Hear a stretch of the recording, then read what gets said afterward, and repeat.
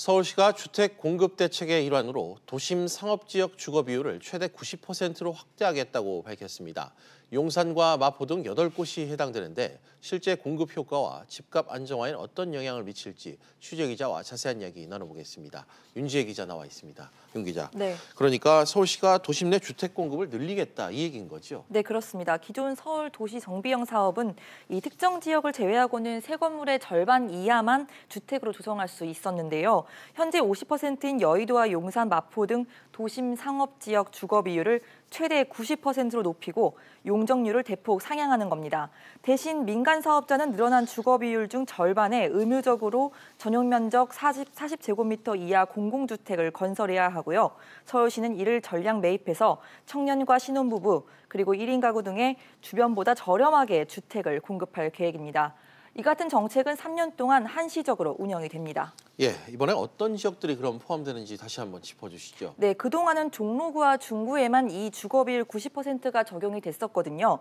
하지만 변경이 되면 영등포와 여의도 도심부, 그리고 용산 광역중심, 마포와 연신내 신촌 지역중심, 또 봉천과 청량리, 가산 대림 등 서울 시내 주요 8개 지역 주거비율도 90%까지 상향이 됩니다. 예.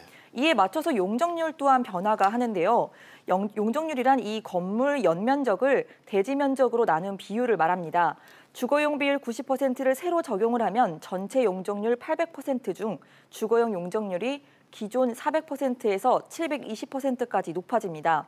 또 서울시는 주택 재건축과 도시정비형 재개발 사업이 동시에 이루어지고 있는 재정비 촉진지구, 예전에는 뉴타운으로 불렸던 곳인데 도심 내 대표적인 곳인 이런 세운 재정비 촉진국 지구의 경우 별도로 주거 비율을 60%에서 90%로 높여주기로 했습니다.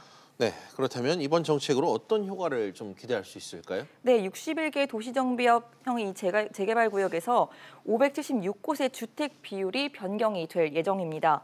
서울시가 이번 정책을 통해서 기대하는 건 이 주택 수요자들이 직주 근접을 할 수 있는 도심에 공공주택을 늘리고 주거 문제를 해결한 후에 도심을 활성화하겠다, 이런 보관입니다.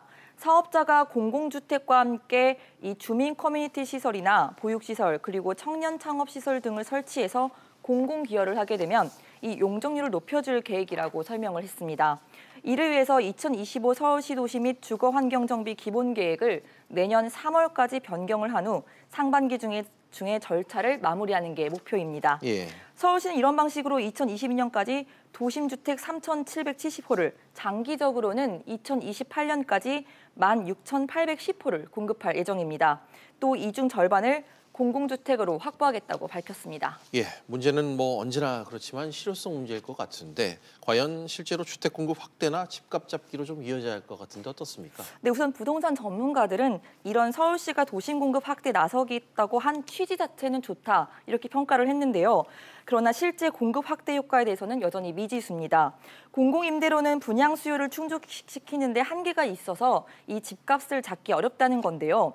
민간 사업자들이 용적률 인센티브의 매력을 느낄지도 아직 미지수기 때문에 계획만큼 공급이 현실화될지도 좀 더 지켜봐야 할 것 같습니다. 예. 서울시는 규제 완화 기한에 맞춰서 공급량을 최대한 확보할 수 있도록 이 사업자가 주거 용도로 정비 계획을 변경해서 신청할 경우 인허가 기간을 단축하는 등 최대한 행정적으로 지원을 하겠다고 밝혔습니다. 네, 윤지혜 기자와 이야기 나눠봤습니다.